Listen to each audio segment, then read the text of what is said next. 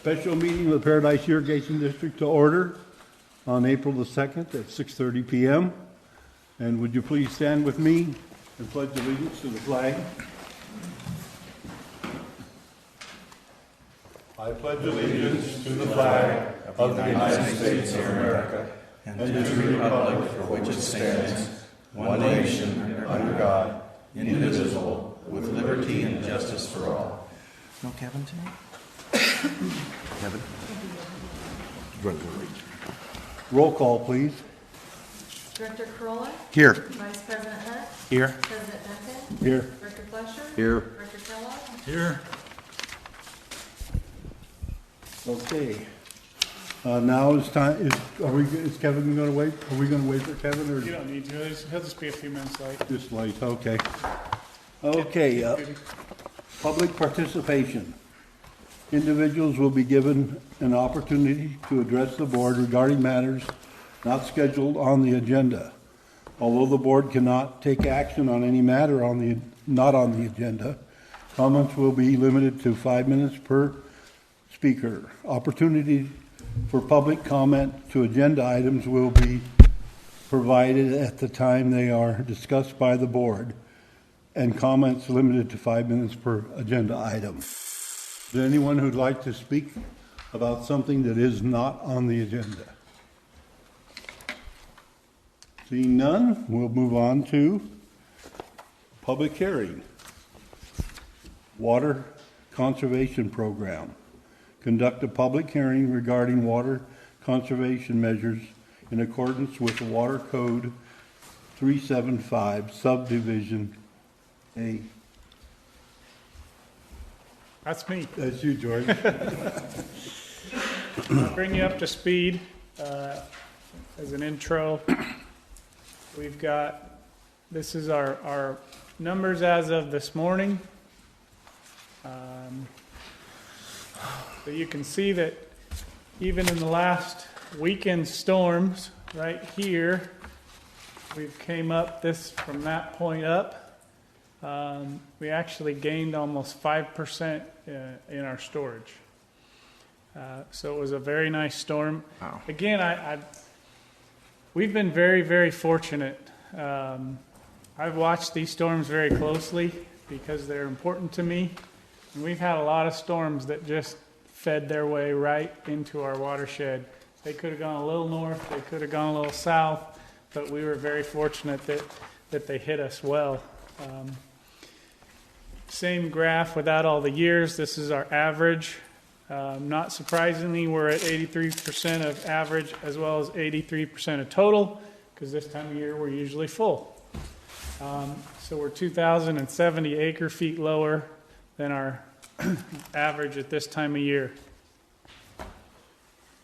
Here's our total storage. So this really shows that we're behind the curve. Total storage is around 10,200 acre feet, and generally we're spilling at around 12,300 acre feet. So we've had a nice run, but we're still behind the curve. This is our chart that you've seen me show you since I developed it back in January, and we've got a nice bump up here. And this shows my estimates going forward for storage through 2014. And you can see the differences between no change and a 50% reduction. And they kind of fall all between. So right now, if you've noticed in the packet, I'm recommending a 20% voluntary community goal of reduction, and that'll put us at a little over 5,000 acre feet of carryover storage going into next year. That's our water picture, and there was a couple of updates. Mostly one was from the Conservation Committee, one was from the legal counsel, and I'll let Dustin discuss those. But I will cover, I'm going to scroll down here and cover the Where'd it go? Right here. It's purple, so it's even different than legal. At the Water Conservation Committee meeting, we have some of our experts that help guide us, and he felt a 70% efficiency standard was a pretty vague statement. It could be interpreted in many different ways, whether it's efficiency of the head, efficiency of the system overall. It would kind of lead to arguments. So he made a recommendation that be changed to rotor sprinklers with an application rate of less than 1/2 inch per hour. And just a little background on that, and since we're on A, and I'll just cover that one. It's the Conservation Committee's opinion that when you have a spray head on your lawn, they're the ones that spray out and they kind of they dissipate a lot of small drops. One, they're the biggest problem during hot, windy hours of the day, and they also put about 1 inch an hour onto the lawn. So after about 15 minutes, that's about all your lawn can take. You're either it's either going too deep or it's running off, and it's not really effective anymore after that time, as a general rule. But the rotor sprinklers shoot streams of water, so they're not as susceptible to the heat and evaporation. And that's why in this section, those are an exception, because they don't have as much airspace in them, so they don't evaporate as much. More of the water gets to the grass itself, but it's shooting out at a lower rate, about 1/2 inch an hour, or even a little less than that. And so they need to run typically longer than 15 minutes. But they're much more efficient, and you don't lose the water. So that was that change. I'm going to let Dustin cover. You can use this if you want to scroll back where you need to. The changes he suggested, and then it's your pleasure. I can go through these point by point, whatever you'd like. Okay. Well, let me apologize. I already apologized to staff because I was really tardy in drafting this. So a lot of the changes you see there, I guess it's in kind of a red, were just after I'd had time to reflect a little further on the document. So what we did at my office, we drafted this with the statutory requirements kind of as the outer boundaries. And then we used George's suggested measures and kind of filled in the gaps. So most of the measures, if not all of them, came from the staff. The legal framework, the whereas clause, the citations, that came from my office. The two new whereas clauses there, I wanted to make sure, candidly, we're not undermining our test claim. For the benefit of the public, we have a pending lawsuit. I call it a test claim. It's with the Commission on State Mandates. We are requesting reimbursement for the cost of complying with SB 7X7, which is cited there in the second red whereas clause. Basically, that law requires a 20% per capita reduction by 2020. And, the districts, in order to implement that, have to go through and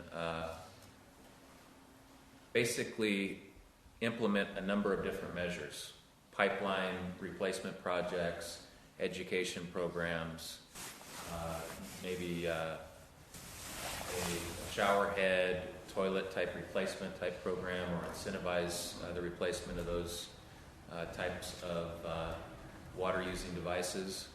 So the short answer is that it's expensive, and I didn't want this program, which is designed to really address 2014 conditions, to hurt us in that test claim.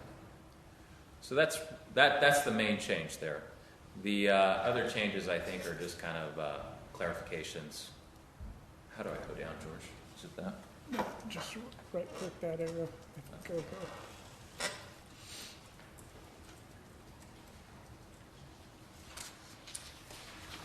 I've already fielded a couple of questions about, let's see, where is it? I guess it's 6A there, each violation. I did not make that up. That's basically verbatim right out of the water code.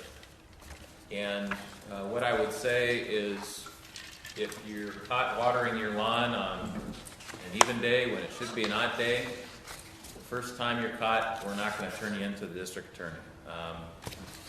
That's going to be reserved for the really egregious folks that just are not responding or are blatantly disregarding the policy. Yes? Have we ever enforced this at any time in the district's history? To my knowledge, the district has never had a policy of this type under these code provisions, but it is a crime to steal water, and depending on the level of the value, it could be a felony. And I know the district has pursued those in the past, including fairly recently with the water truck situation. Yeah, we had a water truck that was illegally taking water at night off of a hydrant, and we reported that to police. They caught the guy, and it was turned over to the district attorney, and I believe he's actually pursuing it.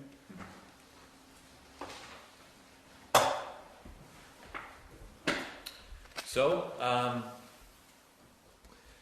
we're hoping that we don't have to resort, obviously, to these types of egregious penalties. But if you don't put them in there, then you take them off the table. So we thought we better cover it. They would be used kind of as a last resort if necessary, if all other efforts fail to get a high water user to comply. When you serve water to 26,000 people, the odds that somebody out there will look at you and say, "I'm paying for the water, I'll do with it as I please." And I don't agree with that, because if you're wastefully using water, you're using everybody's water that they may need next year. So that's why we put those hammers in there. I'm going to go over, if you allow, each of these really quickly, so the public and you as well can understand our thoughts on the actual conservation provisions. If you remember a while ago, we talked about we were going to have a two-pronged approach. So we would have ongoing conservation efforts and then extra ones for drought. Well, after talking to Dustin and where we're at with our water situation, we both felt it was best to just take them all in one shot for 2014, and then take that two-pronged approach through the Prop 218 process when we do our water rate adjustment, so that those two levels can be identified well and right through that process. So we've tried to capture what my recommendation, and I believe we have the support of the Conservation Committee on what action should be taken this year. So I talked a little bit about pay. There's been a little change from what you've seen in the past. We had like 8 a.m. to 6 p.m. while I lived in Paradise for a very long time. And to me, it's a little warmer and windier between 6 and 8 at night than it is between 8 and 10 in the morning. So I proposed a shift of that time frame, and the committee agreed with it. So again, these restrictions have exceptions. So you've got handheld bucket, a little old-style strainer, handheld hose with a positive self-closing water shutoff. There's my demonstration right there. Picture's worth 1,000 words. Those are exempt. Low-flow drip type systems with emitters below 2 gallons per hour. Those are exempt as well. So It's truly, this item here is truly a wise water use regulation that should be in place permanently going forward. The other reason is we'll get a little experience with these as we put them out there.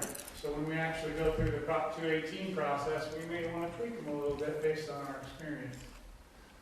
B is excessive water flow or runoff. We have problems with that throughout the town. Early in the year, we've been addressing it with some of our customers that don't tend to their sprinkler systems. They shoot over onto the road, it goes down the gutter. That's a true waste of water. So that is a prohibited action. Washing hard or paved surfaces. There's a lot of people out there that love to hose off their driveway. Maybe it's their little mental reprieve, but that is truly not a wise use of water. And we have exceptions here as well. If you, if you're going to paint your house, well, you need to wash it off first.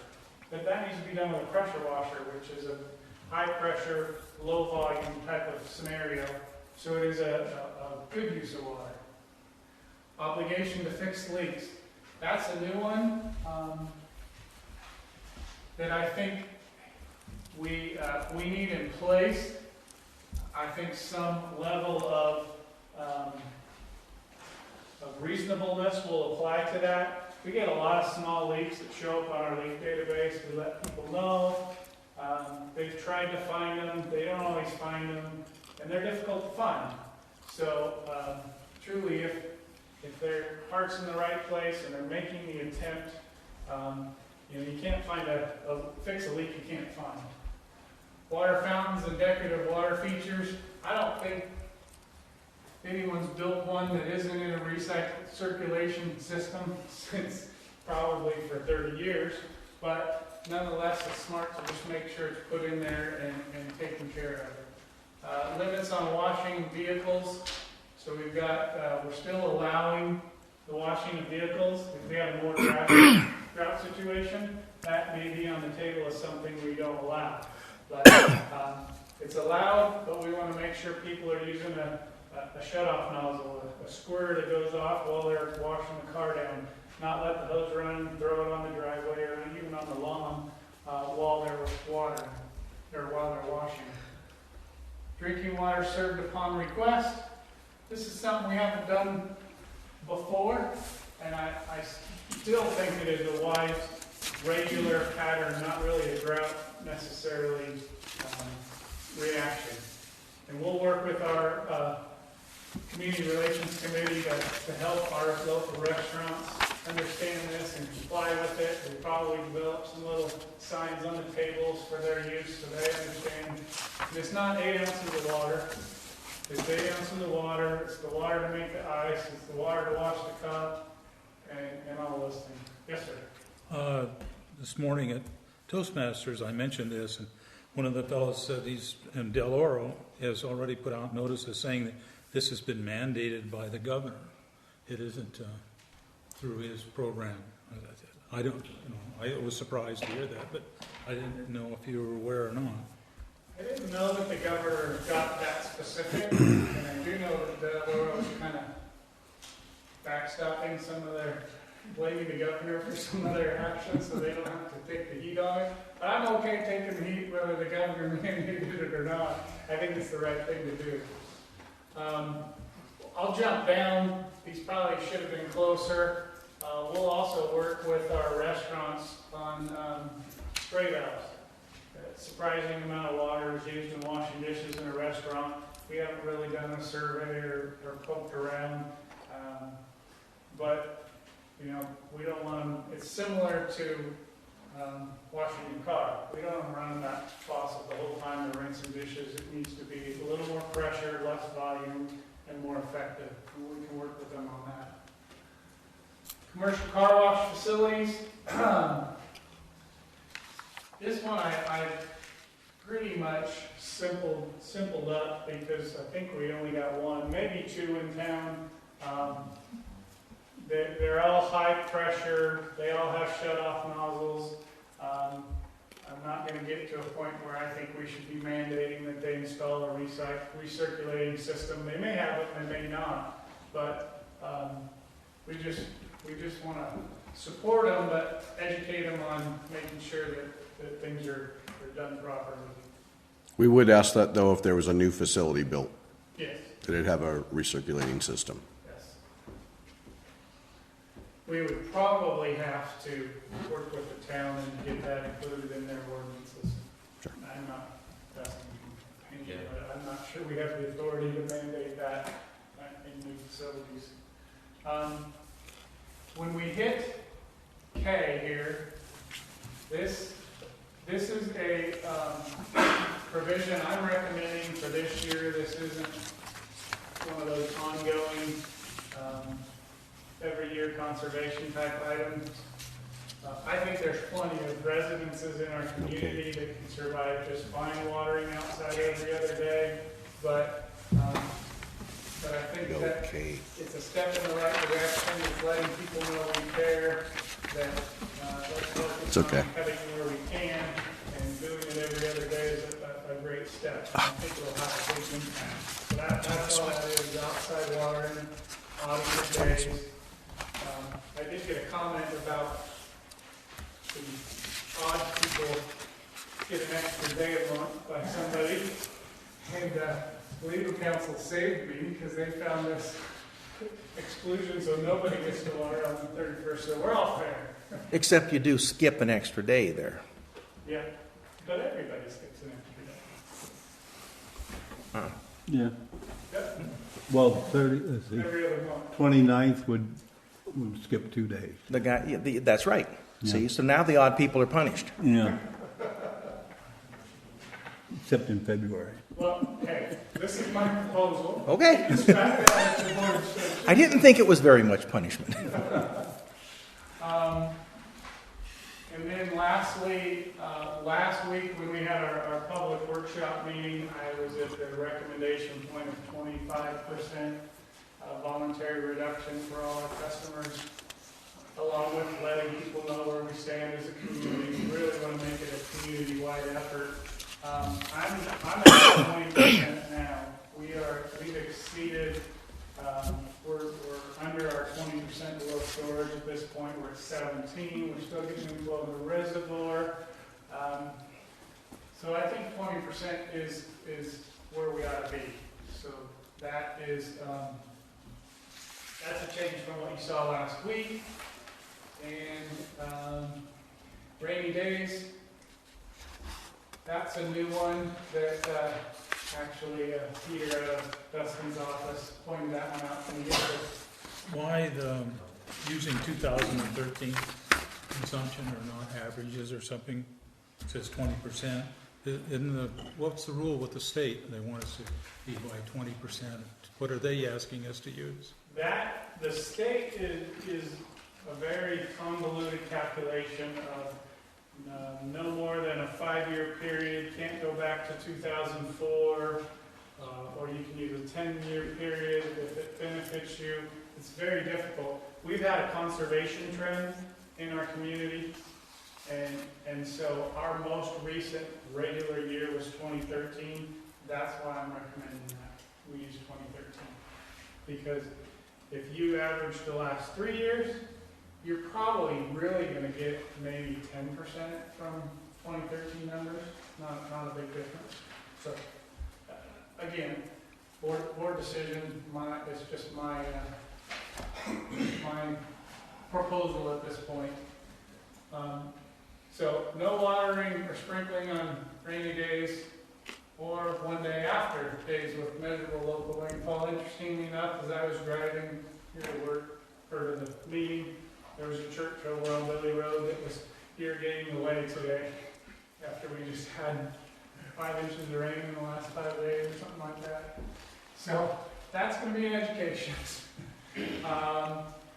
Reporting water waste. This is a just a more testament to let people know that we will set up a program for people to report. What we don't want is neighbors fighting with each other and calling each other out and getting into disagreements.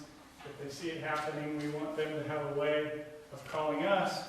So not only is it our responsibility to address the situation, we should be better at educating the person and confronting them in a hopefully positive manner. Informing. Educating. It's an education if you're being taught something you didn't know before. Yeah, but they all know this already. Not all of it. So that's all of the provisions point by point.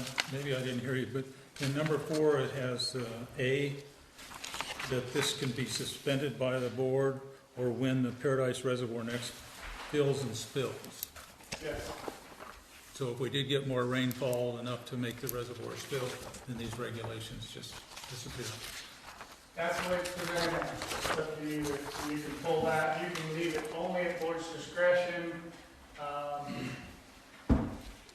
It's your call. Dustin and I discussed that quite at length, and we had to put some language in there so it didn't last forever without some type of trigger.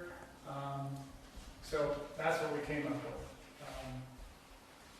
If we spill by the end of May, we're pretty much in the same boat as we are normally. And a lot of these measures probably make sense still, but we can reintroduce them through the Prop 218 process or anytime. The board, it could be suspended by spill, but the board at the next meeting could decide to reinstate them as well. It's really open to use. Well, there may be cycles come through where we spill in March, and then it stops, and we start dropping down. So, if you look at 2013, we spilled into February, and then that was it. right. So, in a case like that, where we thought we were good, and then it just goes haywire, we would need to either reinstitute these or change the wording. But if it's flexible enough for us to meet and agree to it. I have a question for Dustin that we didn't cross, because it does cancel if we spill, but the governor has a mandate of a 20% statewide reduction. How does that come into play with this board and their authority? Or could we be crosswise? Because if we don't do the 20%, we do have a statewide impact by how soon the reservoir can fill and spill in the future and that water flow downstream. So, Are you referring to the 20% by 2020 legislation? No, I'm referring to the emergency Proclamation. of 20%. That's not a mandate. It's a suggestion. Yeah. So I don't think we're going to get cross with the state. This paragraph 4, it's kind of like a light switch in my mind. You turn it off and on. Sub A there says you could suspend it. So if we did have some good April rains that bring us up to 95%, board said, maybe we ought to think about modifying some or all of these measures. You could do that. Or just because I know the nature of these things, sometimes we tend to approve things and they kind of get put on in the file cabinet and kind of forgotten. So I didn't want it just hanging out there indefinitely. So I thought it'd be nice to have some into it when Paradise fills and spills. Again, as George said, if the board wants to go some other approach, you could do that. I think you'd rather sell it than spill it. Use it. Yeah, sell it rather than spill it. Well, I know we have to spill so much, but if we have to spill more than that, then... On the flip side, we could have a year like 2013 and then have 2 months of over 100-degree temperatures. Not very likely, but that could happen. And at that point, we might say, oh, yeah, we're great. And then we go, whoa, hold on. We're using water at an alarming rate here. So That was the huge demand difference between 2012 and 2013. we went so far into the year. Because 2012 was very cool Yep. Summer 2013 was more normal. And I think 2011, we spilled until like June something. You know, so we weren't even we were getting rain and we weren't using water on our lawns and so forth, so. What is the usage now during these storms? We've been down to 2.6 to 3 million gallons a day, so I think our efforts about drought and that we're working on it have had some impact, because for a while we were spiking up, but I think that since the rain started, most people went right back to winter patterns to where we're a normal winter, 2.5 to 3 million gallons a day. Are we still using it out of Magalia? Yes. Yes, we talked about that with treatment plant staff today. We're definitely going to continue out of Magalia through this storm event, just because it's easier for them to treat. But when it settles out, they're probably going to start pulling from Paradise again, because we're at that point where if Magalia is low enough, plus our extra buffer we got from DSOD, we can start using Paradise again without much concern about having to release water. Did you hear about Oroville? South Feather? I mean, yeah, they're Yeah. the bad taste and everything. Well, they have a bad valve and it can't be fixed till July. So they can't put fresh water in with it to dilute it. Is that DWR or South Feather? South Feather. South Feather. His former boss was on TV tonight. I worked with George when he was OWID at that time. Yeah. Do you think on number F, we should have the limits on the washing of vehicles? We should also restrict that or recommend that it is also on even and odd days. The same days you were allowed to water your lawn would be the days you'd be allowed to wash your car. I can conveniently park my car on my lawn and wash I have the ability to be able to pull right from my center of my driveway straight onto the lawn, and typically that actually is how I water that section of lawn. I mean, I give it, or not water it, but I don't want the water to run down the driveway. I park on the lawn, and so when I am rinsing, it's doing some good. But should we also add that in there? I've always done that. The board. I've always, You're hard. even when I was in Southern California, I used to water my lawn when I washed my car. I always thought that's the smart thing to do. What's the old adage? Rules are made to be broken. So, I mean, people will find ways around anything they possibly can. You know, we discussed this at the Conservation Committee yesterday and picked up some suggestions that have been included in here, George. Appreciate doing that. And I tore this apart several times, and again, after I got this this afternoon, the updated version of it, and I really see nothing in here that a person couldn't live with at this particular point. You'll notice on your outdoor resident watering restrictions, now they're on the second paragraph down, that exclusively uses very low flow drip type irrigation systems in which no emitter produces more than 2 gallons per hour. I have quite a number of systems that have emitters on them, and I generally run about 1 gallon to 1.5 gallons emitter. So there's no limit on any number that I can have on that.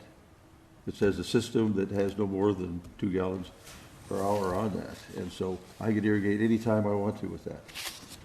You can go back, right, George? I believe that's the way. That's the way it's worded, and also up here on the 8 to the 10 to 8 o'clock right here, you know. And there's several up here that I think really had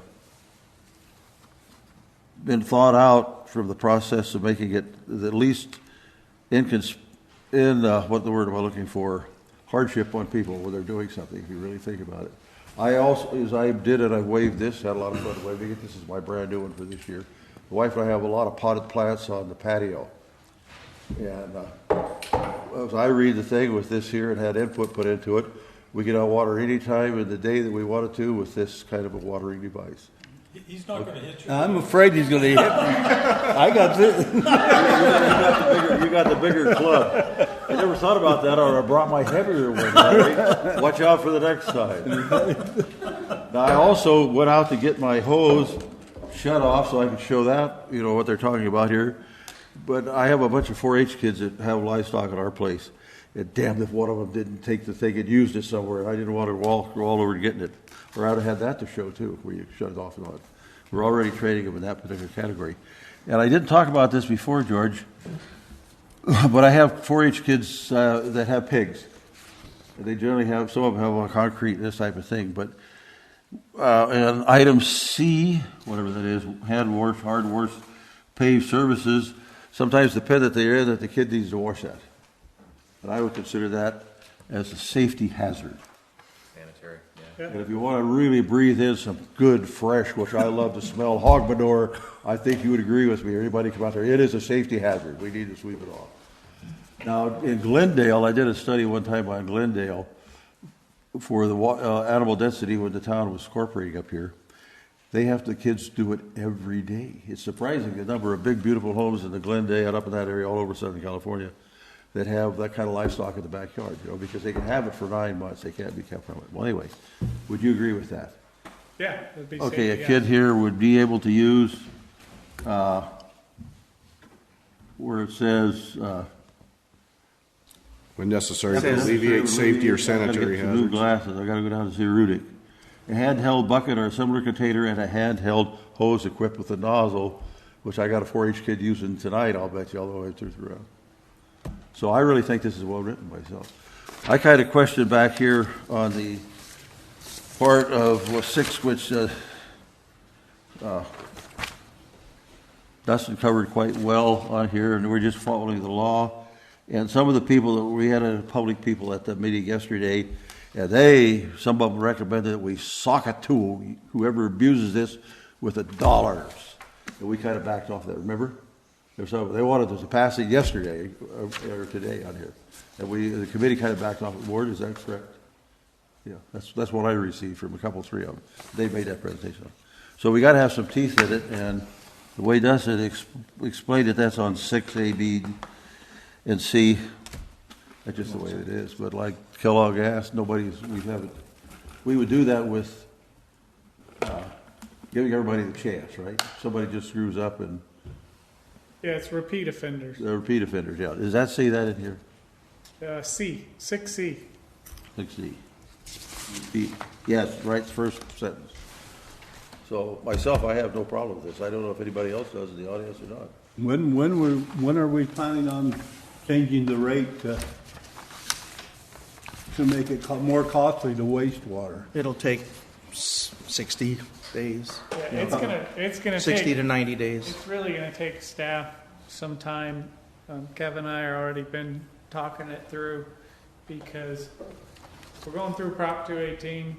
We need to really do some even more analysis so that we can figure out what's the right rate structure for normal years, and what should we be implementing during drought years.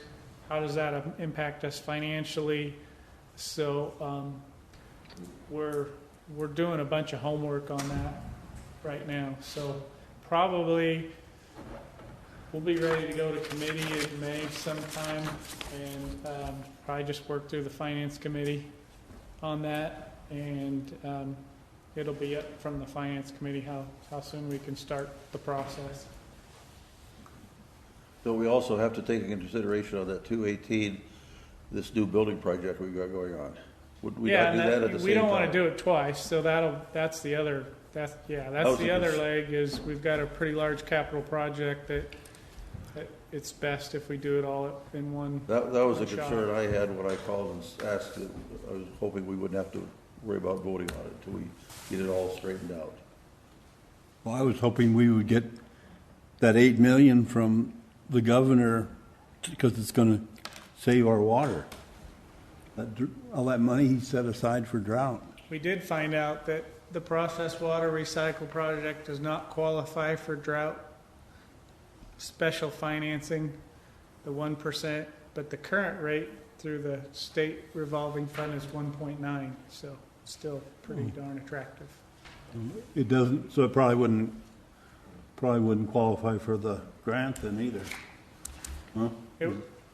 You know, Probably not. well, okay. It's kind of the same people making the decision whether it falls in the recycling bucket or not. I have a question regarding item 6C, the repeat offenders. And, Dustin, this is kind of for you also. Okay. Says in the discretion of the district that at any given time the board presumably could vote and say, well, we've had it with this person, we're going to move them to the highest tiered rate. I'm a little concerned about if it's left to the discretion of the district that our memories may be short, our tempers may flare, we may discriminate between one abuser and another abuser. And I was just wondering if there isn't some way where we could affix some language to assist us in not playing favorites. Yeah, you could say, oh, sure. Just to tell you how I would implement this as it's written, it would be a staff decision, not a board decision. If the person didn't like it, they'd have the ability to appeal it to the board that way. And I had concerns about putting third-time offenders or three-time offenders. I agree. Those are all concerns, yeah. Because you could have somebody that has a leak, and it takes them a week and a half to fix it.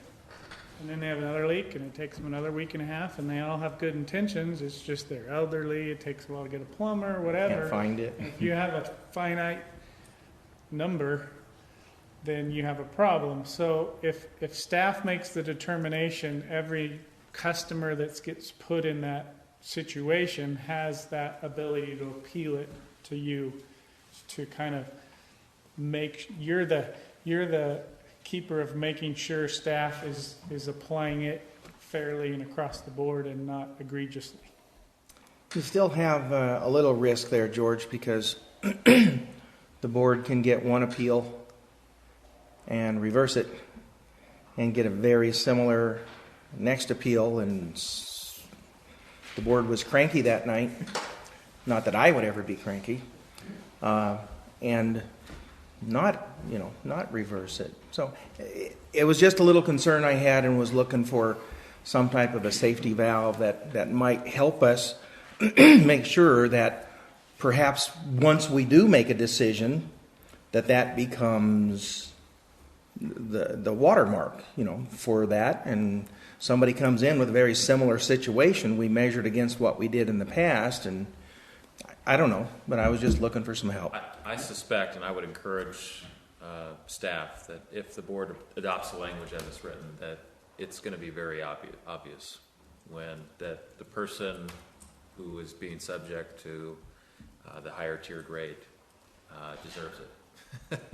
I think it's going to be extremely obvious. It's not going to be, I'll use me for example. I've got young kids, so my kids want to play with the slip and slide, as they often do in a normal year, and they decide to do that without asking me. Well, if they've done it between the prohibited times, then that's probably one strike against me. And then maybe I mess up and I water on an odd day when it should be an even day. And then maybe I do something else that violates the third strike. So I could see that that's probably all kind of unintentional, just really not being on top of things as probably I should. Whereas the person that I think would be really the subject of this penalty would be the willful, egregious offender, the person that is out there every day washing their sidewalk off, and has repeatedly been given notice. George has talked to them, and they just are thumbing their nose at the district. And we've had that experience already. We had one of our employees went out and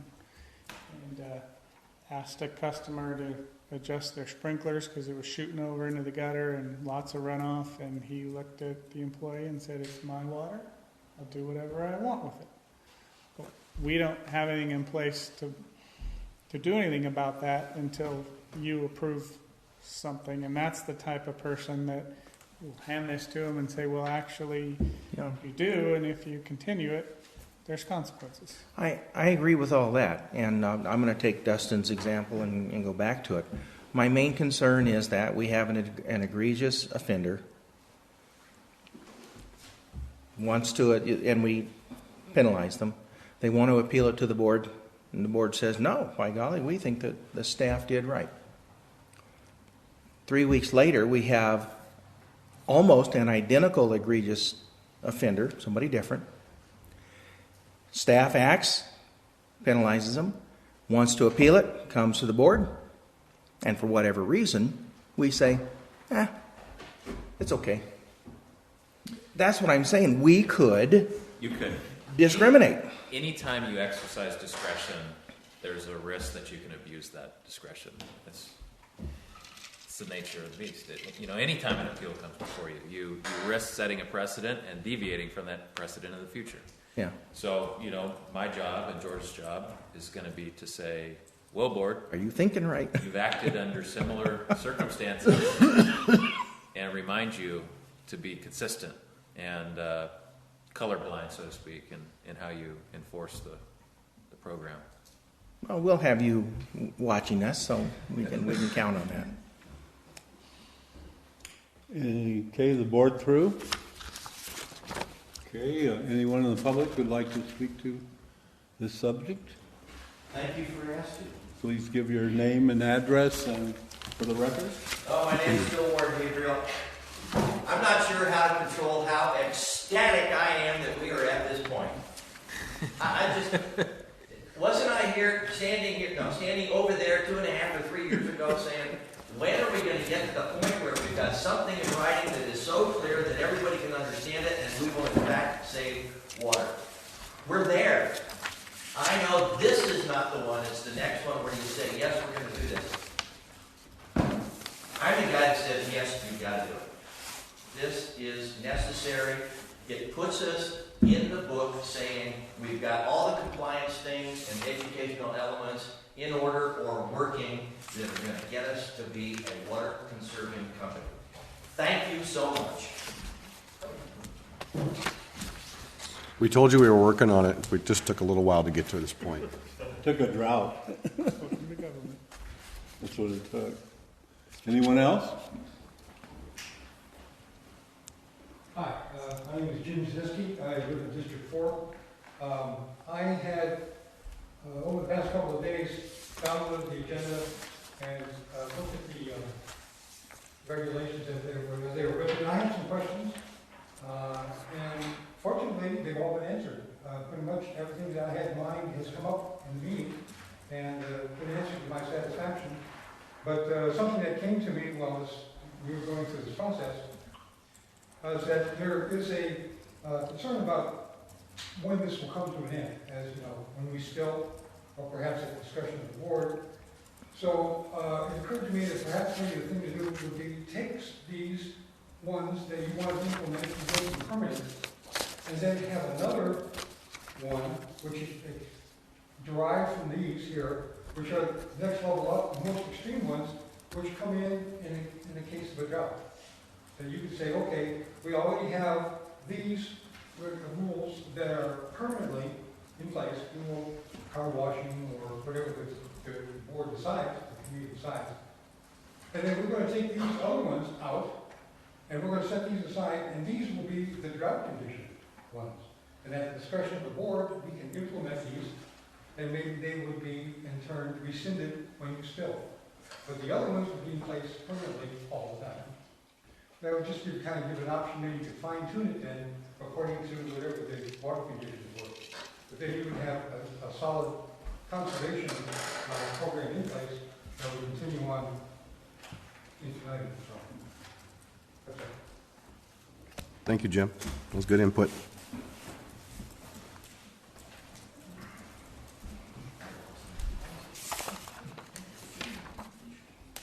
Hi, Dan Alves.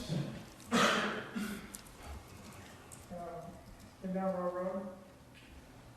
I'd like to ask on this water deal where we've got 3 acres of water, how we gonna water 3 acres and only have 2 hours a day every other day?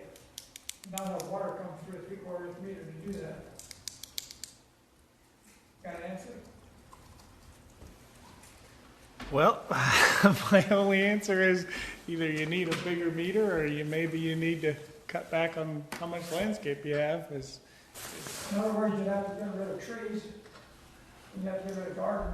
Well, trees, if they're on a drip system or a water efficient system, they're exempt from the hours and the every other You day. see, we've already cut back 50% of what we were using in the past.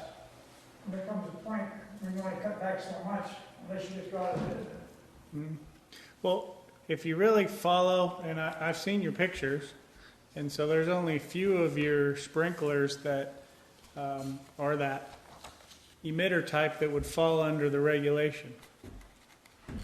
Those that you saw with the water sprayed out was under pressure, but I turned up the pressure to show in the picture how they work. But normally they run at low pressure, so they don't spray out like that. Yeah, and I think most of the things you use to irrigate are exempt from these every other day rule, as well as the 8 a.m. to. I still go every other day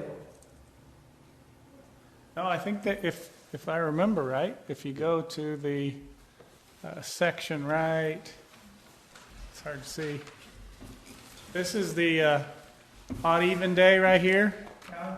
and it says exclusive of very low flow drip type systems, which use 2 gallons of water. And so I guess it doesn't have the rotator ones. You're right on that one. So you'd have to flip your trees could go any day with your drip system, but maybe other ones would have to be every other day.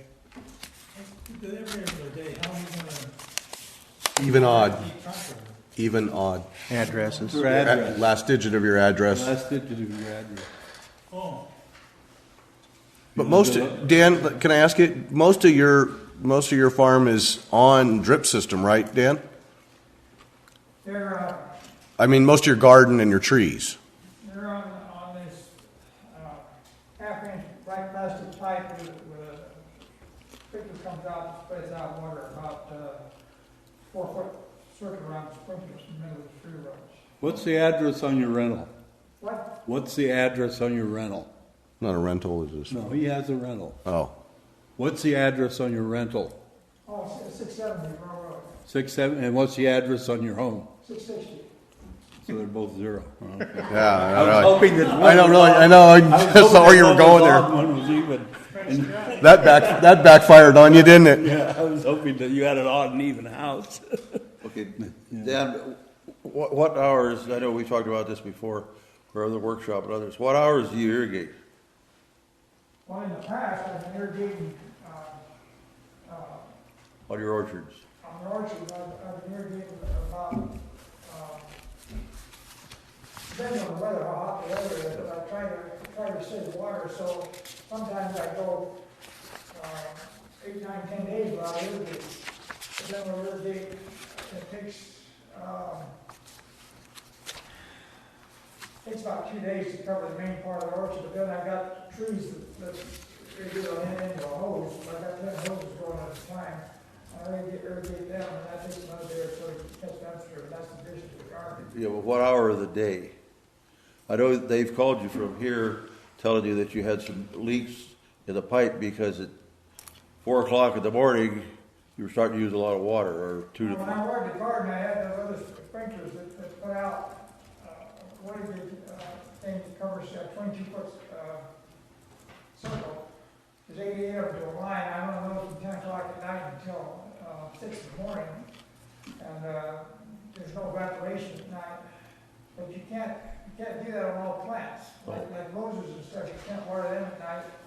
And other things not good at night. Well, you get mildew, yeah. Yeah, mildew. Yeah. How much does each one of those whirly gigs, or whatever you want to call the things, put out per hour? Not very much. It takes 8 hours for it to go down any kind of depth at all. That's what I was asking this question on the drippers. I'll bet you if you really analyze those at the pressure you're running them, you're not hardly putting out any more than 2 gallons an hour. They got a 16-inch hole that the water comes out of. And if you don't turn the pressure up, in regards to pressure, is the amount of water comes out. Do you generally turn the pressure up or not? You don't generally. We're usually running. Turn it down, don't you? We're usually running 25 pounds. Okay. And that's what I was asking George about the mitters. Most of my mitters, you know, that you plug in this type of thing, and some of you have, and this blue line that drips. If you really analyze it, you're not putting out much water per hour, and that's all covered in here. That's why I think this thing is very fair. And it'll cover. Okay, now one of your sprinklers, and correct me, George, if I'm wrong on this, you have 10 hoses out there, or whatever it is, and on the end of it, you have something that's putting out less than 2 gallons an hour, Oh, yeah. and there may be 2 or 3 on that hose. That is a system, and it falls under here. Doesn't quite. Almost. I would suggest that the board remove drip type irrigation. And so it would read exclusively very low flow irrigation systems in which no emitter produces more than 2 gallons of water per hour. Because I do know that he uses very efficient emitters. They're not the problem type that's going to evaporate a lot of water. They apply it directly where they need to. But the technicality where he gets caught in is the drip type. So if you struck drip type, because really, if it's less than 2 gallons of water per hour, no So if you just sprinkler say, head Does that. is going to be able to do that. so Yeah. just say low flow irrigation system. Mayor, Remove Yes. the drip. I'd like to make an amendment to that, to do just that. I wouldn't be a bit, We'll do that when we make a motion. yeah. I wouldn't be a bit surprised that Nobles doesn't fall somewhat under this same. What's the hours that those things can run? Those also don't have an hourly restriction either. If you address it in both spots, so under A, if you strike drip type in that section right there of A, and then you do it again in the other one, it covers both. So actually, that would eliminate the Even and odd. even off for him. Dan's pretty much exempt. You're pretty much exempt from this whole thing. With that change. That make hard getting the neighbors see water run in the orchard on an off day or. Not if you can prove that you're within the law. You're within the law, then you would be. Yeah. Just the fact that you have low flow system is the reason why you're exempt from the other limitations. No, it's low flow. When I got that, my pump was the well gave 7 gallons a minute. And by having some restricted on, you had to have low flow, you had no pressure.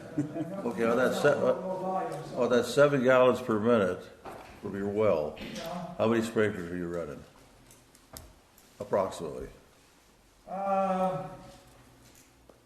Probably 20 of these. Well, that gives you your gallons. 2 see. gallons an hour, yeah. Yeah. I was hoping that you were gonna come up here and say something on this, but we had figured that you were covered. Right. And I think Jim Noble is also covered in this situation.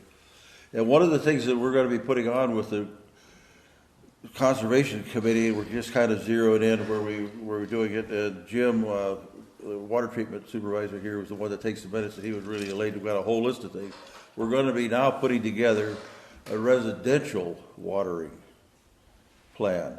And your system, you attended, and I asked you to do that, your system fits right into what we're trying to do, because Dan does a beautiful job of irrigating. All you gotta do is drive by and look at this place, and he saves lots of water. And I'm not gonna tell him why he saves lots of water, because it's this he's saving. Right, Daniel? Dad and I go back to the 4th grade, all right? That's why when the price of water goes up, you won't need smart meters to save water, water usage will go down. Oh, I agree. That's part There's a couple more people of the mentioned that. result. Thank you. Anyone else like to speak? Linda Debra, just have a real quick point. I don't see the maintenance of pools, that they're not, that gonna be, outlet for residential water restrictions, so you know what the evaporation is? Pools, People have to clean their pools and add the water, so does that fall under the watering of the lawn, or is that part of the? No, it's not addressed at all. Right. And pools, from my understanding, swimming pools in Paradise use much less water than lawns because they don't evaporate that much. the only time is if you all empty them and fill them back up. Yeah, and most people don't. Right. In a cannonball. Yeah, right. We've had an in-ground pool for almost 30 years now, and I only filled it once to keep adding, you know, and there's some materials that you can get, because I take care of it now, I've done it both ways. And I'm going to find out this year exactly how much water it uses through Aquahawk. I'll get it out here in a minute on this type of a thing. I've been irrigating out of PID water on the same property since 1950. And in fact, I helped run the pipe down the hill to it before we had that. It worked for a long time. And the last 10 months I went through, this is how I do a lot of research on here, and I was wondering myself, I used 718 units, or 577,066 gallons on here. And one of them that they brought up, they had mine in here. Like in the month of August, from August 1 to 9/13 in our building, really helps figure all this stuff out. Much better than the cards, okay? I used 108,000 gallons of water. All wisely, too, I think. But I'm really going to use it wise now, you know? And you may be screaming, Jesus, God's pleasure, turn on the water! I used to irrigate with here row crops, 15 acres plus pasture, you know, and but anyway, so I still do like that, you know. Anyone else in the public would like to speak? Okay, seeing none. Now, we voted last time that when we come back and when we make a motion, we will open it back up to the public at that time. So you will get a second chance in case something we do in the next few minutes sparks your curiosity. In this instance, you need to close the public hearing also. Yeah, right. It is a public hearing, it's not a normal agenda. Right. But when we close it, we're still going to allow somebody to talk about it at the discussion period, right? Yeah, as the agenda item, Right. actually. Exactly. Okay. Under 4A. Right. Okay, I'm now closing the public hearing, bringing it back to the board. Does the board wish to make any comments before we? I'll ask a few questions again. You talked about changing the verbiage so we just have this very low flow irrigation systems.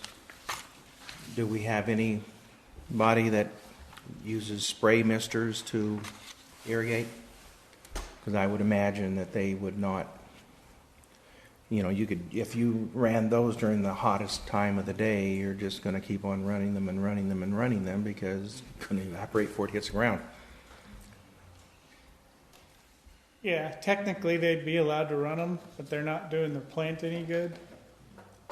Yeah, but they might just do that to cool their backyard down, you know, having a picnic out there. I mean, they sell those. They sell the little strings you can put on your porch. And Right. But we specifically say it's over watering or irrigating of lawns, landscaping, or other vegetated areas. So we would only allow them to go over vegetated areas. So I just bring it up to say, do we want to address it, or is it probably a non-issue? I don't know. it's a very small volume of water. It sure is. And, you know, my opinion, I think the Conservation Committee agrees. The biggest impact is watering turf and shrubs with spray nozzle type sprinklers. And that's really what we're trying to address. If you have the low emitters that shoot a little circle around the bottom of your plant, you'll get a little more water your plant if you stay outside the hours, but it's not a huge waste of water. The other question I have is back on item number 4, the first 4, not the second 4. Whoops. We'll fix that. In that, we were talking about saying the mandatory conservation measures may be imposed in future years. This is once, if we have that automatic cessation, we fill and spill. Okay, so that would mean that, click, these regulations are off. And it said, though, that they may be imposed in future years, and that's my problem, by a majority action of the Board of Directors, because that would not allow us to reimpose it in the same year, technically. So I think we can clarify that. need to fix it a little bit. Just put in future. Yeah, just leave future. Just get rid of years What are we gonna do about and the put in the. before? They'll fix that. I trust them. Okay. We don't have to make that. The renumbering, we don't have to amend. I mean, you could strike B, because the board could be the decider if we spill whether to suspend it or not. I kind of like Yeah. Jim's idea where maybe we're not going to suspend all of it, but just maybe portions of it. And that gives you the ability at that point to say, okay, we're spilling, so we don't have to be, so we're going to suspend item, it's probably going to be 6, X, Y, and Z, and not suspend all of it. Because I'd still like to not see people out there hosing down their driveways or running water into the road. And a lot of these things are good points. Yeah. But water restrictions on your lawn, if we're spilling and we're having a good water year, they shouldn't be there. Has any thought been given to the fundraisers? The car wash, I gave it some thought. They don't get to do it. Well, but it doesn't say that here, does it? It- But see, it used to say that they had to get permission. Now they don't even have to get permission. And under these rules, they actually would be allowed with shut-off nozzles and buckets. They would. That's why I wondered if anyone thought about it. Do we want to do anything about it? Well, the board was pretty strong when they struck it last I time. know, I was so the only one that gets it. Gonna go back I- there again. I wanted, but it's a different board now. Poor children. It's a different board right now. Well, it is. Bring me up to date. We used to have a restriction that if you're gonna do a fundraiser car washing, Oh, okay. you have to get permission from the board, from the district. And the board struck that, and I was against striking it, because they weren't getting the permission anyway, but I thought it would be a good idea to.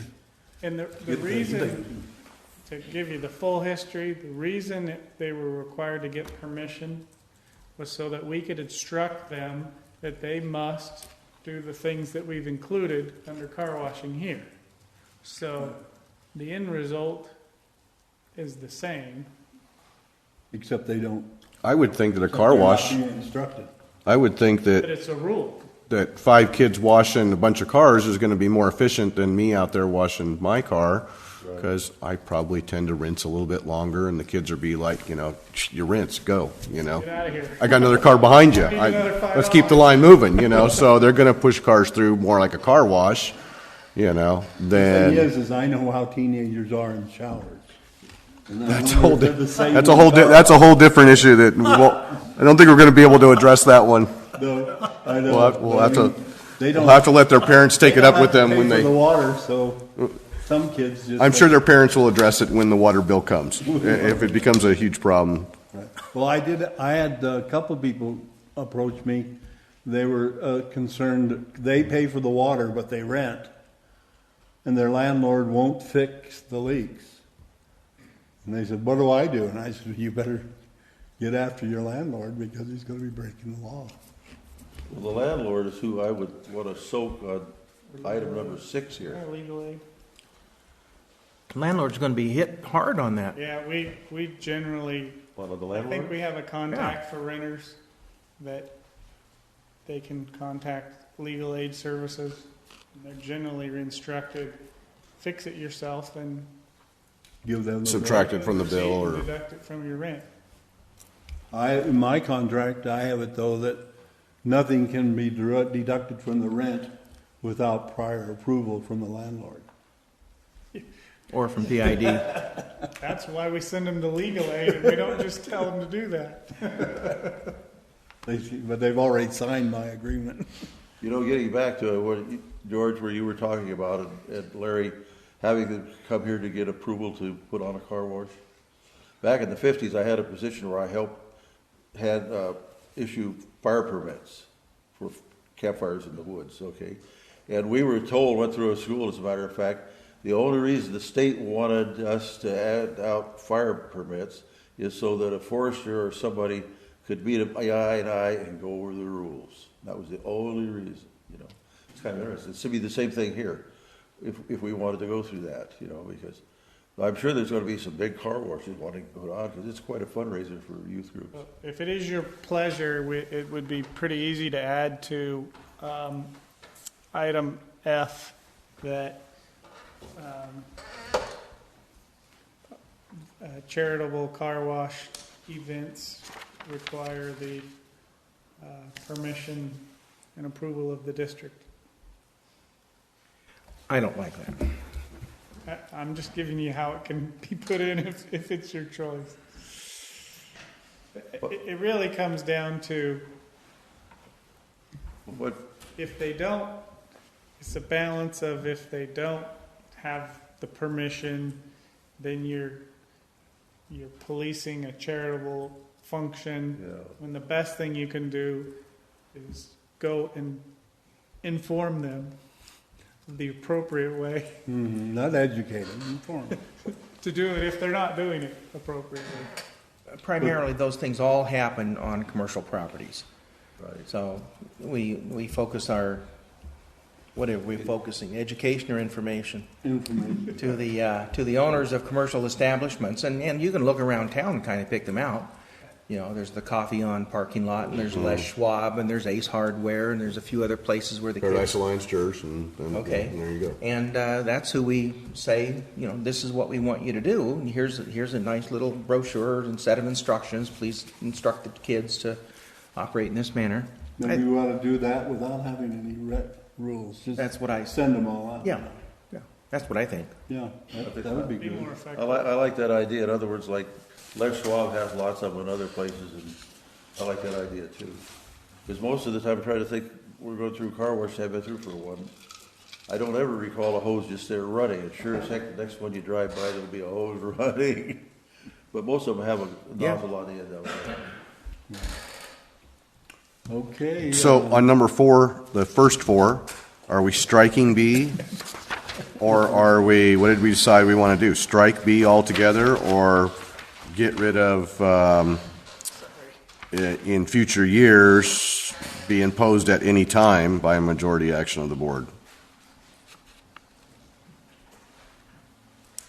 I think we leave it in and just say mandatory conservation measures may be imposed by majority or reimposed At a future time. by majority action of the board of directors at public meeting. Yeah, at a future time. That way we pull the trigger.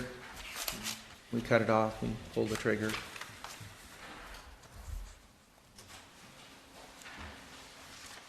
That sounds good. But it sounds like it'll automatically be suspended.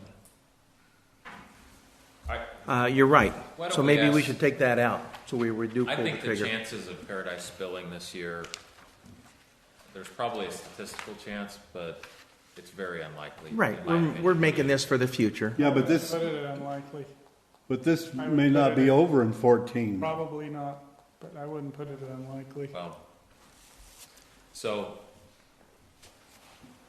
I think that we're not, if it doesn't spill, I think we're still in trouble in 15. Myself, that's what I feel.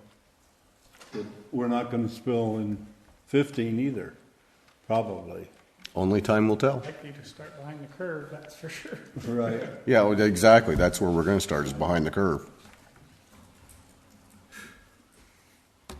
So we should leave B in and then change it imposed at a future time? yeah,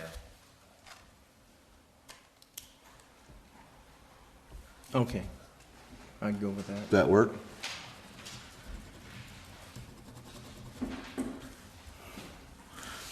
Okay. We're going to get rid of drip type in 5A. And we're going to get rid of drip type in K, or drip irrigation, but we're going to get rid of drip type there. What are we gonna do on A? On what? What are See we it, doing on A? right here where my finger is, Doug? Right here? It says drip type again. Okay, drip type. Oh, Yeah, we're Right just after the purple line. Just getting rid of Drip that type. word. Okay. anywhere it's So in it's there. basically just any very low flow irrigation. And the low flow would not put out more than 2 gallons of water per Yeah, hour. Is it's defined. that right? Correct. Okay. No one liked my washing of vehicles on even and odd? I didn't. I don't know why. I just don't want to impose too many rules if we don't have to. digit in your address? What's that? What's the last digit in your address? 0 and 1. 1, 0 and 1. He's got a duplex. See, Got one of each in there, huh? I got an even and an odd in there. you talk about the end of the address. On the front end, I got an even number. And on the back end, I've got an odd number. Leave it to you to find a way around it, huh? I thought that it had to go across the street to go to another. We're going to say the last digit in your address. Yeah, okay. That's the first Final digit. Yeah, Does it yeah, say The exa- first digit. yeah, the final digit or the last digit. Depends on which way I'm reading it. If you say, Are you dyslexic? Yeah. your apartment is 17061 or 17062, right? That's right. Then you can do odd and even. Change all your A and B's to 1 and 2. Right. I'm going to make a motion to adopt resolution number 2014-03, adopting a water conservation program with the revised wording from legal in red and purple, and the removal of drip type in 5A. Excuse me, I should do 4 first. With the addition, the removal and addition in 4, the first 4, at, instead of in future years, to read at a future time. In 5A, drip type irrigation, we're going to get rid of the words drip type. And in K, under 5K, get rid of drip type irrigation, get rid of the word drip type there. I don't think there were any more amendments that we had. We'll correct the numbering. The number. With a correction on the numbering. Right. That was a motion. That was it. I'll second the motion. Okay, been moved and seconded. Any further discussion from the public? Well, I hope that this would come up someplace, but it isn't. There is not a restriction of planting a new lawn. Now, frankly, I know none of you are going to do that. I'm not going to do that. Nobody here is going to do that. But the town actually requires it. And I found this out when Dollar General store across the street from Terry Ash Rec Center has a patch of brand new sidewalk, a brand new patch lawn just before you get the thing. So I asked the foreman, why you do this? He says, the town required it. I think it's time to add a memo, maybe not in this, but from the board or from George, he goes to the town saying, you know what, in our drought years, don't require a landscape plan for new building permits that includes lawn. Pretty simple. We said that at the last meeting, and they told us we'd have to change the code. They told me that it needs to come from the board to them in writing. Oh, really? Yes. Actually, when we were at the meeting with the town on drought status, before all this rain started, and we were looking more like a 50% reduction or 40% reduction, they did put the addition into their code that they could, or they were going to put the addition into their code, that you could suspend landscaping. Correct me if I'm wrong, George. Suspend landscaping, put that money into a bond for a future time when it was a more equitable water situation. But the owner of the property has to request that. It's not a town Exactly. Just say Yeah.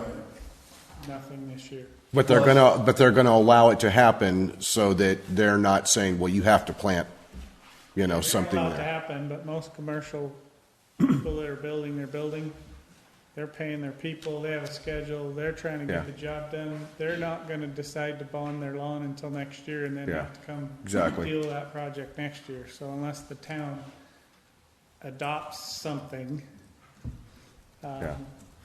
it ain't We- gonna happen. And No. is this- We have an- no teeth in Does landscaping. agenda item 4A give enough Brown Right. Act clearance to have the board direct staff to make that request Make a comment on this. to suspend new lawn installations for the 2014 year? Why don't you just add it to the resolution? That staff is directed to make inquiries with the town to develop Request. methods to additionally conserve water. And then you could raise that as an issue that came up specifically from the board. Or we can put it on the agenda for Tuesday, but we can be done with it if you add it to the resolution. I'd Well, like to comment on that. yeah. We have several types of lawns you can plant, some of which are very low water use depending on what kinds of grasses you select.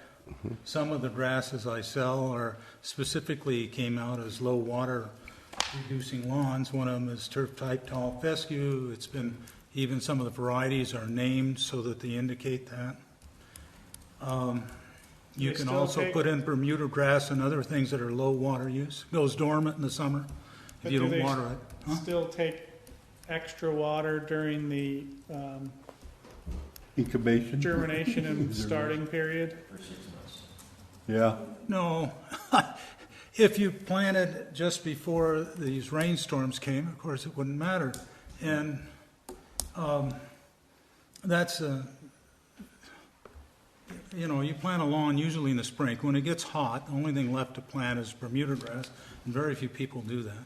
The rest of them are cool season grasses that need to be planted in the fall and through the cool season of the year and not planted in the heat. Usually if you plant it when it's too hot, you'll get all sorts of leaf diseases and have a lawn, the odds are it's going to fail if you planted one in June, late June, July, August, September. And usually we discourage people from planting at that time of the year. I just think it's something we don't need to address. I think we have nurseries in town that sell turf grass as part of their business, and they advise people of that, what kind of turf to plant and so forth. But what happens if the town says you gotta plant your lawn and you wanna get it done during the hot season? And then you plant Bermuda grass. It comes up really fast in the hot temperatures. It doesn't, And doesn't it once take it's- extra water? It's going to take, it's a low water use thing. You get it established pretty fast, and you can actually let it go dormant if you want once it's established. And Bermuda grass being so tough, once it develops a root system, basically dormancy means it goes to sleep. And as soon as water comes available again in the fall, it'll green up in the warm days of the fall and then go dormant when it gets cold. How long does it take that Bermuda grass to become established? Established maybe 2 weeks, 3 weeks. in the Okay, hot well, weather. you'll notice under 5A, and I got this all highlighted, new lawns or landscaping exempt from these restrictions for a period of not to exceed 3 weeks unless the general manager gives written permission. See, so that's one of the reasons why I really thought everybody working on it under your direction, George, this was a well-done thing. I mean, it covers, one of the things that we came out of when we first started working on this with the Conservation Committee, one of them made a motion that we use a multi-pronged situation that has the least harm to people, okay? And I really think this does. And how I'm going to meet, I told you how much water I use and all of that.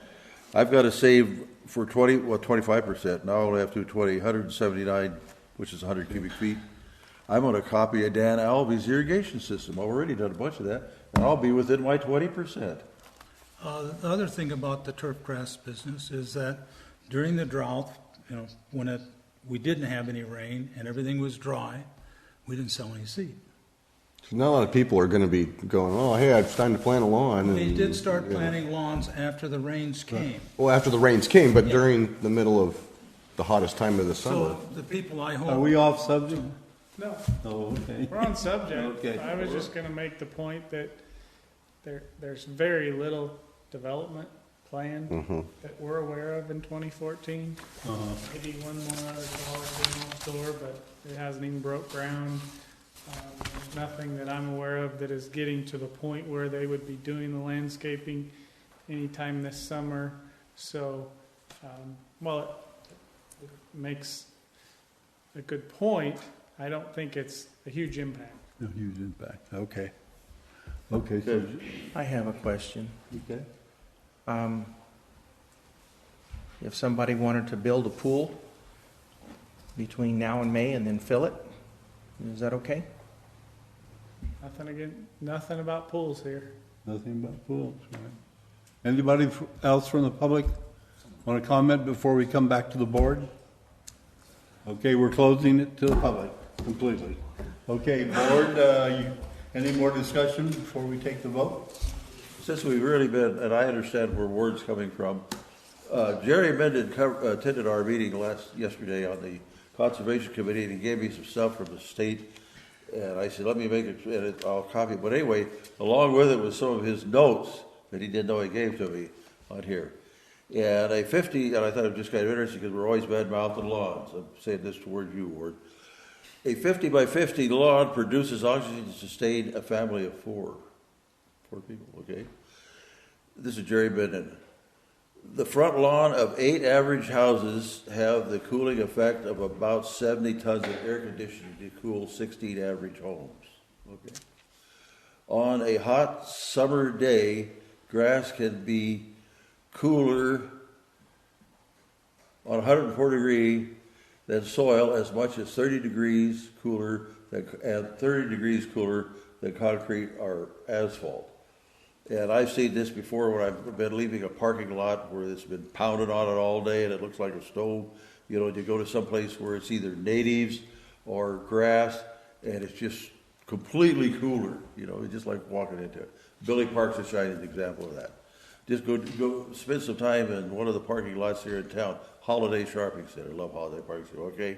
On a 104 or 10 degree day, you go to Billy Park, and I got it just like the difference between a stove and air conditioning.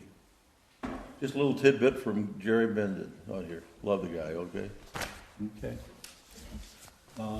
Ready? Ready for the vote?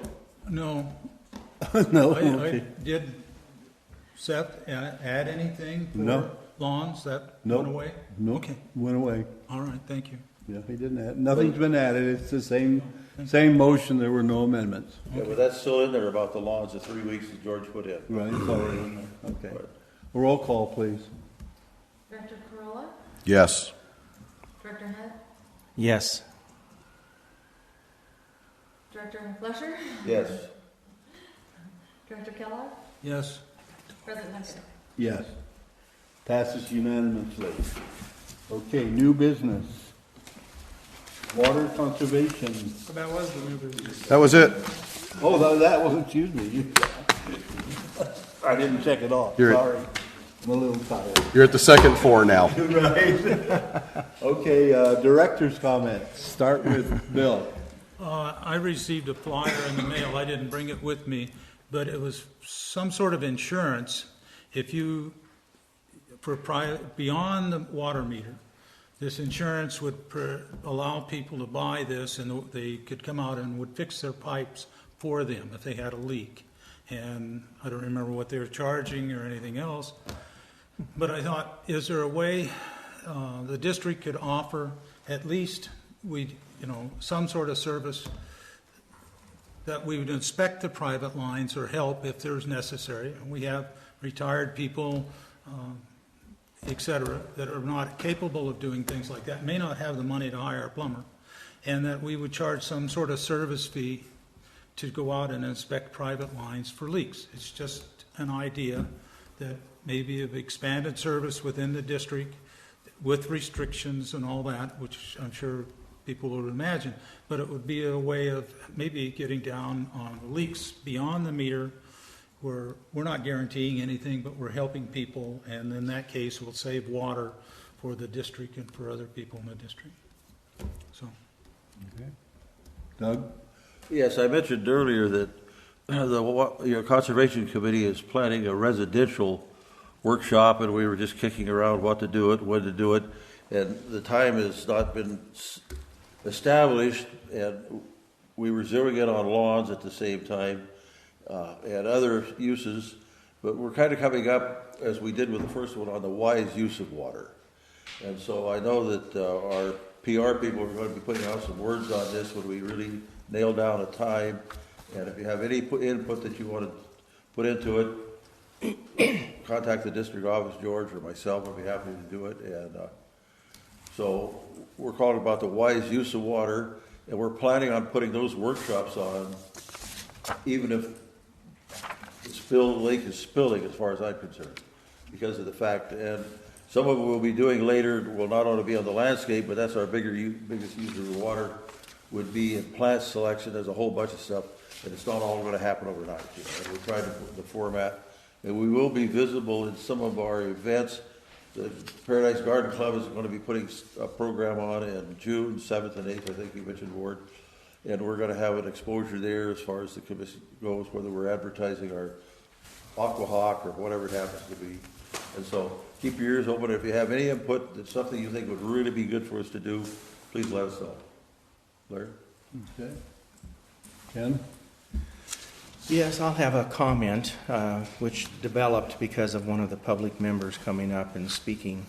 That was Jim. I thought he had a very nice idea about divesting this combination of our rules.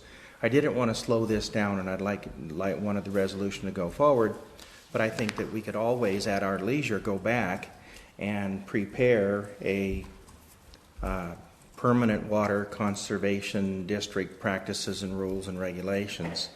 And as an adjunct to that, following closely, is the emergency measures. And it would be the emergency measures that the directors would turn on and turn off and turn on and turn off, but the base would always stay there. And it might be better if they were separated out. I just thought it was a very nice, clear-cut idea that we can explore. Yeah, ditto. No, I'd like to thank the public and for coming tonight, and we appreciate all your input, and Jim, Ward, all your ideas that you've had throughout. Jim was with us a few years ago when we were looking at our Prop 218 and gave us some great ideas, and has some water district background in his life that he worked for. So just want to thank everybody for coming out and giving us your input, and we appreciate it, and hope we'll see you at more meetings. So We have another one next week? thank you. Yeah, we're just loaded this Tuesday. Okay, my comment. I want to bring up the fact that as a board, we've been trying to solve the drought problem. We've gone so many different avenues, and none of them are inexpensive. And of course, the water, when we finally find a drought supply, it's going to cost a lot more than what our water costs and everything. And we've been trying everything. It's not like we're sitting on our hands doing nothing. Unfortunately, as it stands right now, we're one season away from a dry season away from a drought all the time. And the problem is, we even found out that if we fix the dam, the lower dam, we still won't be out of a drought problem. And fixing that dam is going to cost over $30 million. And so these are not easy solutions, but we are working on it, and we want you to realize that the way I deal is it's the district first, then it's the water users, and then it's the employees. And I try to keep all of them happy and working together, because we have to have them all work together in order for it to work for us. And that's our job. And I appreciate you coming out tonight. We're now adjourned. Very good. Good job, Larry. Good job.